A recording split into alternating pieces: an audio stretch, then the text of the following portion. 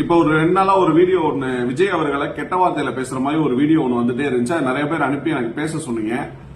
ஒரு விஷயத்த நல்லா தெரிஞ்சுக்கங்க, இது வரைக்கும் இருக்கக்கூடிய எல்லா அரசியல் கட்சிகளும் ஒரே மாதிரி தான். இந்த நாம் லூசு கட்சியை முதற்கொண்டு காசை வாங்கிட்டு பேசுவாங்க, அரசியலுக்காக பேசுவாங்க, மாத்தி மாத்தி பேசுவாங்க.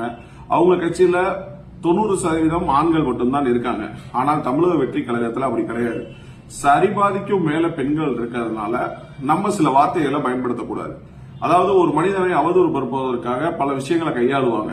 அதுல அவதூறுல இதுல விஜய் அவர்களை எதுவுமே பேச முடியாது அப்படின்றனால கெட்ட வார்த்தையில பேசுறது. அதுக்கு யாராவது பதிலடி கொடுத்தாங்கன்னா அதை வச்சு விஜய் கட்சியை சார்ந்தவங்க இப்படி எல்லாம் பேசுறாங்கன்ற மாதிரி ஒரு இது கொண்டு போயிருவாங்க. அதனால இந்த மாதிரி விஷயங்கள்லாம் நீங்க தவிர்த்துட்டு போறது நல்லது. நாய் குலைக்கதான் செய்யும். அதுக்கு நாயை பார்த்துட்டு நம்ம அவங்களே நாய் கூட திரும்பி குலைக்க முடியுமா? அவங்க அண்ணன் நிறைய நாய் ரொம்ப காலமா குலைச்சுக்கிட்டே இருக்கு. அது கடைசி வரைக்கும் குலைச்சுக்கிட்டே தான் இருக்கும். வேற ஒன்றும் அதுக்கு நடக்காது.